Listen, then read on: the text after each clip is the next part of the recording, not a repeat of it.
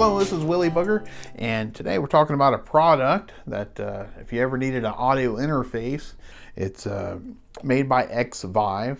It's called the More You audio interface. It's the More You main hub, and then you can buy extensions. This is the audio interface that you don't buy and then you sell it later because you need more inputs. This one grows with you. And let's hear a song and see a little bit of how it works, the sound of it, and then we can talk on to some more detail. And I'm also using this product. There you go. This is a kind of a little secret. That's I mean, everybody knows about a handheld recorder, but this is super high quality. It's 32-bit processing, so it's quiet or it's loud. It's gonna record it without you having to set detailed gain levels and all that. So I use this as a quick way without any cabling. You can put this, you can see the bottom here, put this on a microphone stand and I can get a recording of an ambience of the room for the vocals, for the guitar amp, and just add that a little bit later along with the main mic being recorded. So these are a very powerful tool, maybe even overlooked in studios as a high quality 32-bit quick way to get a really nice ambience recording without having to worry about setting levels. Just set the mic up, hit record, and then you take this file and you upload it later. And I'm going to show the details on that as well. So let's get started.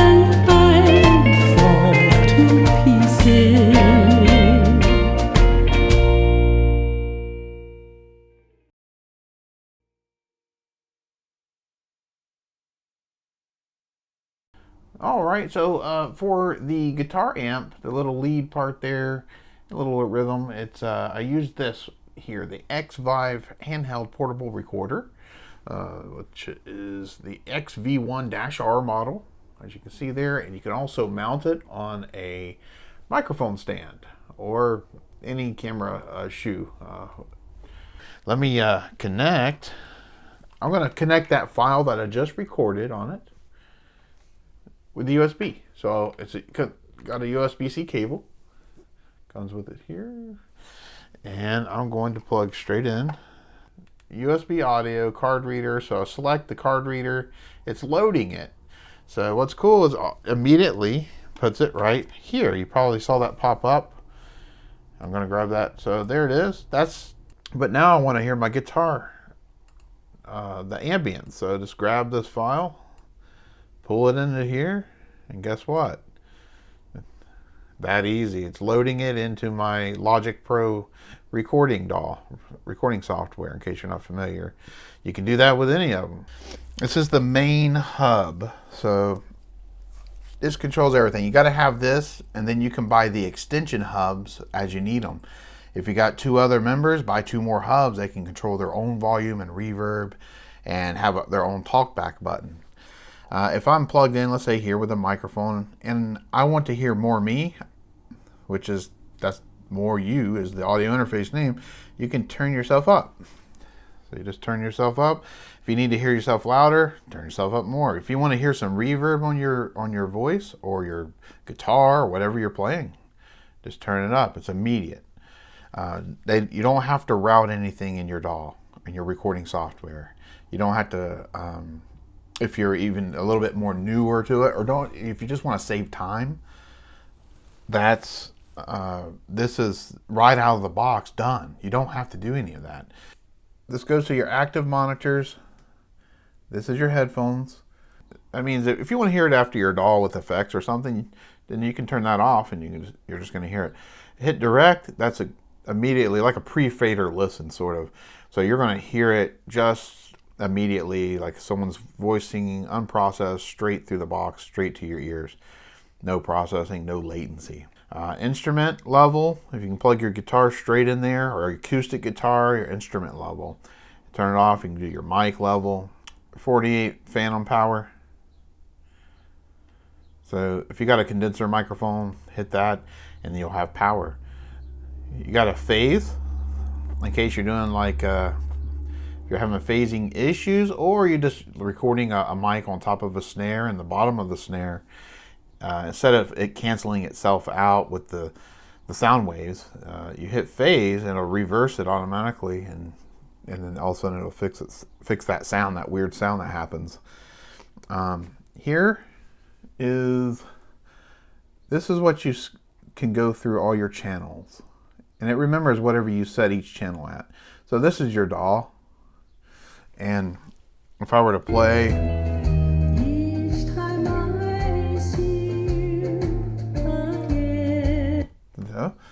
that's your DAW levels. This is your channel 1. Let's say you need a phantom power on channel 1 because you got a mic. Hit phantom power. Now you got it. Don't need it, so go to 2. I wanted to hear that direct. I can turn that off. Go to 3. Go to 4. When you get this, and let's say you only needed 2 channels, you only bought this the main hub, it'll just have 1 and 2. 1 and 2.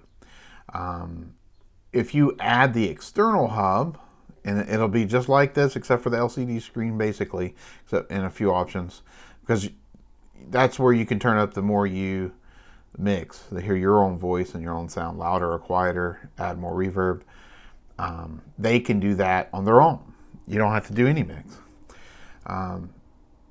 So it'll go 2. So you got 1 and 2, but if I add the extra hub, you can go 3 and 4. Because there's 2 more inputs you added. There's 2 screws. You could unscrew that, flip it around, and put the screws back in, and it'll clip on to your mic stand. So it'll sit right beside you. So how does that work? How can you keep adding something? Is this port here. It takes a standard microphone cable. That's it. And it'll send power out of that and send it to the next hub. It'll take it from your computer and send it. And here's what happens if you add several hubs. It gives you a port here to another USB power to power all the hubs. The more you use, you'll start to have to use that. But for just one, you don't. I only use one. So we use 4 inputs straight out from the computer. Now, you can use up to 8 of these. If you added, everybody had a grand total of 8. That's 16 inputs that you have. And if you max that out, you can actually add an ADAT in to get 8 more. Your main left and right balanced outputs that goes to your active monitors. That's the big knob, turning it up and down. And then you have this cool thing here in case you need it. Separately, you can use the MIDI in and out ports. It's a little 1/8 extension that goes to a 5-pin MIDI, and you can plug in old gear in here, synthesizers, all kinds of stuff, anything you want that has the 5-pin MIDI. So also in this video, I used a wireless Xvive for my guitar straight into my amplifier. I got the whole set here. So one in my guitar, so a transmitter and a receiver. Thank you for taking out the time with me today, and I'm going to keep on jamming, and I hope you do too.